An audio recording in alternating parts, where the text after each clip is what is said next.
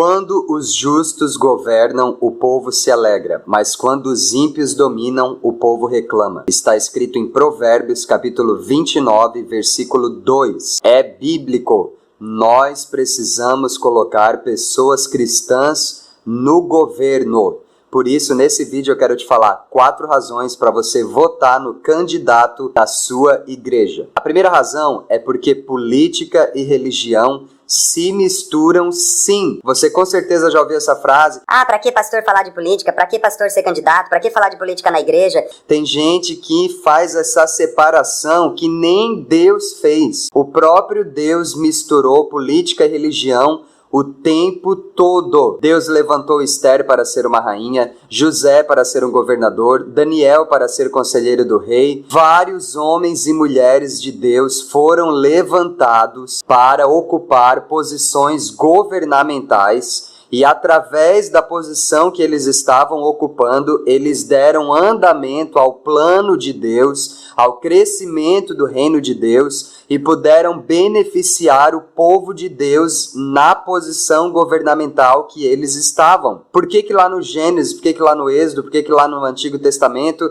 a gente lê, a gente se inspira, a gente aceita, é a Bíblia e agora a gente acha que não deve se misturar? É bíblico. Não existe separação entre religião e política. Elas estão mais misturadas do que a gente consegue perceber. E a ação de Deus no mundo, a ação de Deus na sua cidade, a ação de Deus na sua igreja, a ação de Deus na sua vida, ela vai acontecer diretamente influenciada pela política e pela fé. Por isso, é de extrema importância a gente ter pessoas de Deus, pessoas cristãs, ocupando posições governamentais. Segundo, porque o candidato da sua igreja é uma pessoa cristã. Se você não votar no cara que é cristão, você vai votar numa pessoa que não é cristã? Aí alguém vai dizer assim, mas eu não posso votar por causa da fé, eu não posso votar só porque é da igreja, eu tenho que votar por causa das propostas, eu tenho que votar porque a pessoa tem conhecimento político. Beleza. Realmente é um argumento muito forte. Mas eu quero te dizer uma coisa. Veja o exemplo de Esther. Veja o exemplo de José. Eram pessoas que não tinham experiência política. Eles não tinham uma carreira política. Mas eles tinham o coração que Deus precisava para ocupar aquelas posições e fazer o que Deus queria que eles fizessem. Você pode até conhecer alguém que tem mais experiência política do que o candidato da sua igreja. Talvez o candidato da sua igreja seja apenas um bom pastor, um bom irmão da igreja.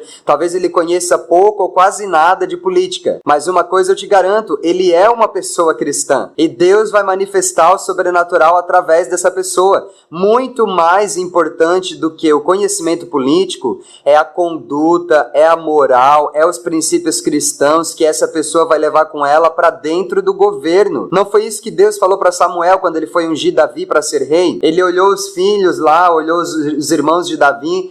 Esse tem porte de rei, esse tem cara de rei, esse tem jeito de rei, esse tem altura de rei. Aí Deus falou para ele o quê? Deus não olha a aparência, Deus olha o coração. Talvez você está vendo esse irmão que entrou nessa guerra, esse pastor, essa pastora, e você pensa assim, mas esse pastor não tem história política, ele não tem experiência política.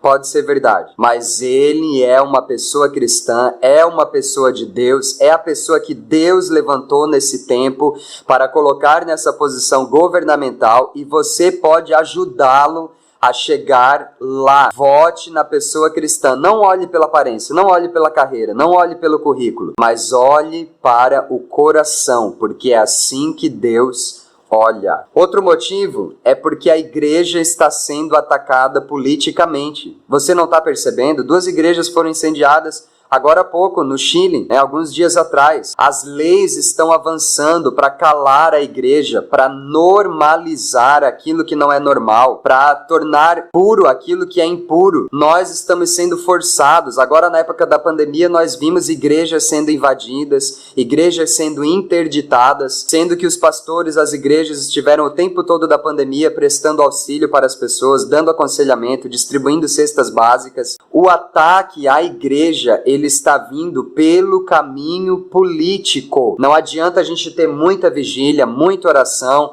pastores cheios do Espírito Santo, uma liderança forte, a gente ter patrimônio, a gente ter arrecadação da igreja, se não tiver alguém no governo, se leis forem aprovadas para calar as igrejas, para obrigar pastores a fazer coisas que a Bíblia não aceita, onde nós vamos parar? Nós precisamos cada vez mais de homens e mulheres no governo. No próximo dia 15 agora de novembro, nas eleições, em todos os municípios do Brasil, nós vamos ter a oportunidade de colocar homens e mulheres para governar, para legislar, de acordo com os princípios da palavra de Deus. E essa não é apenas uma batalha, uma disputa política, é uma batalha espiritual. Existem principados, potestades que governam sobre as nossas cidades, sobre os nossos estados, e essas potestades, esses demônios, esses espíritos malignos, eles estão trabalhando para colocar pessoas dominadas por eles, para que eles possam executar as obras deles. Mas nós, em nome de Cristo, em nome da igreja, por amor ao reino, por amor ao evangelho, vamos nos unir e colocar lá pessoas cristãs, pessoas de Deus, para defender os interesses do reino de Deus, sim, e da igreja de Deus na terra. E por último, nós devemos votar no candidato da nossa igreja, porque isso revela a nossa aliança com a igreja. Me diga uma coisa, você vai no culto todo domingo, você tem um pastor que ora por você, você tem uma igreja que procura te oferecer o melhor, você tem cadeiras boas, você tem estrutura de som, você tem ar-condicionado nas igrejas que tem, um ventilador, você tem amigos nessa igreja, você passa horas e horas da sua semana nessa igreja, você se envolve com o trabalho dessa igreja,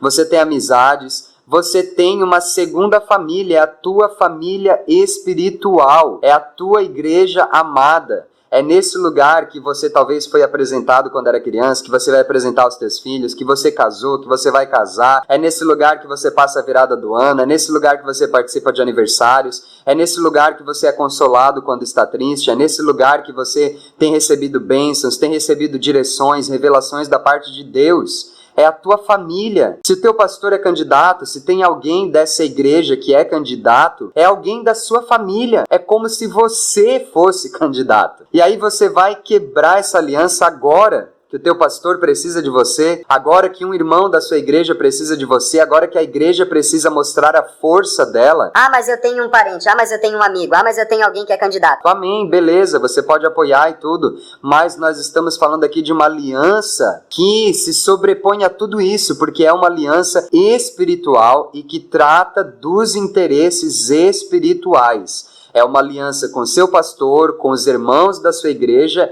e principalmente com Deus. A pessoa que diz que não vai apoiar o candidato da igreja, que não vai apoiar o pastor, ela está revelando um coração que não está aliançado. Claro que existem mínimas exceções, que uma pessoa não pode votar, que ela pode até ter um parente muito próximo, né? Às vezes o pai, a mãe é candidato, claro que a gente não vai forçar. Tem alguém que fica falando aí que é voto de cajado, voto de cabresto. Não é isso, porque ninguém precisa ser obrigado a nada e na igreja ninguém obriga ninguém a nada. Mas o que nós estamos falando aqui é de aliança, é uma coisa que não acontece na fala, é uma coisa que não acontece por ordem, é uma coisa que não acontece por obrigação, é uma coisa que acontece no coração. Se você está aliançado com o reino de Deus, com a sua igreja local, então apoie o candidato da sua igreja. Ouça bem o que eu vou te falar. Dia 15 de novembro, nas eleições municipais, nós temos a possibilidade de decidir o futuro do nosso país, porque de cada cidade a gente decidindo o futuro, a gente vai decidir o futuro do país, e a gente tem a possibilidade de decidir também o futuro, a permanência, a existência e o crescimento da Igreja de Deus na Terra, independente de denominação,